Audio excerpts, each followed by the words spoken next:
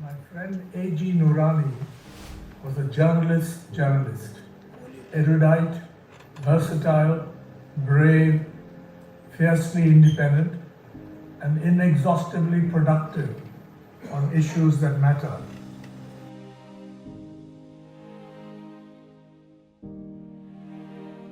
Ghaffur was steadfast in his belief in India's Republican Constitution, its inalienable, secular, democratic, and federal or semi-federal basic features.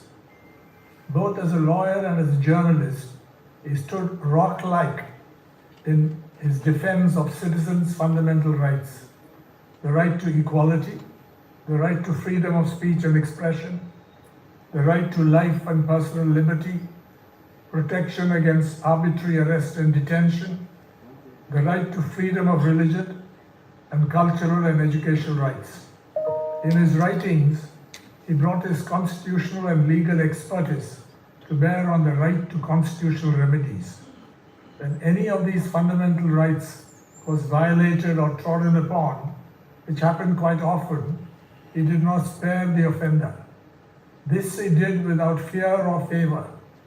Neither the executive branch, nor the legislature, nor even the courts, if they failed citizens in the matter of respecting and protecting fundamental rights, were spared the transient blade of his criticism, his stern and at times scathing disapproval and chastisement, his meticulously researched and well-documented expose in the long form. Ghaffur was a long-standing and highly valued contributor to Frontline magazine, which the Hindu group launched in 1984. He also wrote for other publications, including the Hindustan Times, the Hindu, the Economic and Political Weekly, and Dainik Bhaskar. I'm not aware of anyone who wrote more articles, usually in the long form, for our magazine. Our archivists inform me that starting with an article titled Taming the RNAW in the issue of April 28, May 11, 1990, and concluding with Gorbachev, an appraisal in the issue of October 7, 2022, A.J. Noorani wrote more than 800 articles and book reviews in Frontline. Ghaffur would fight for space, would plan his contributions in advance, and could always be relied on to deliver his copy on deadline. He took issue with any copy editor who dared to make a substantive change, even of a word, without his approval.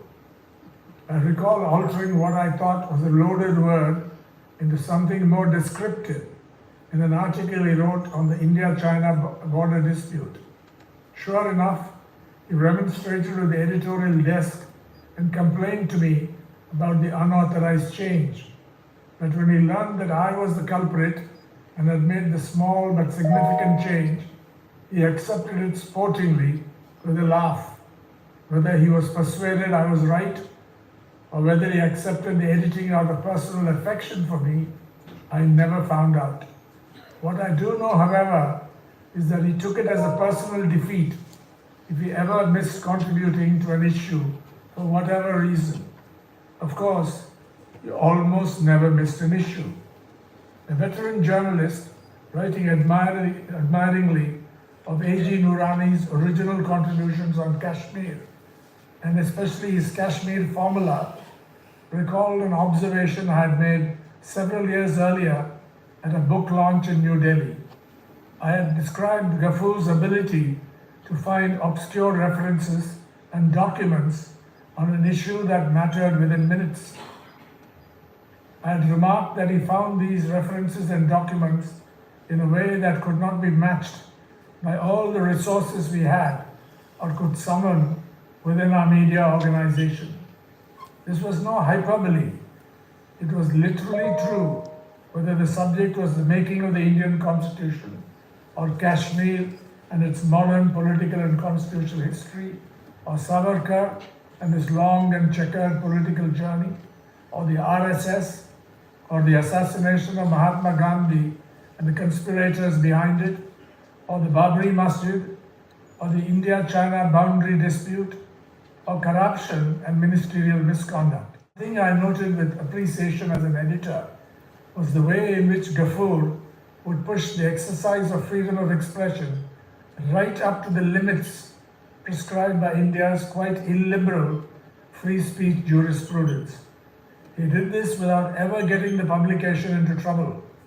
His knowledge as a deeply learned lawyer and his experience enabled him to navigate his way with masterful ease through the thicket of legal traps, restrictions, and obstacles that are worked against free speech and press freedom in independent India, and have seen the country's press freedom rankings plummet to abysmal lows during the past decade.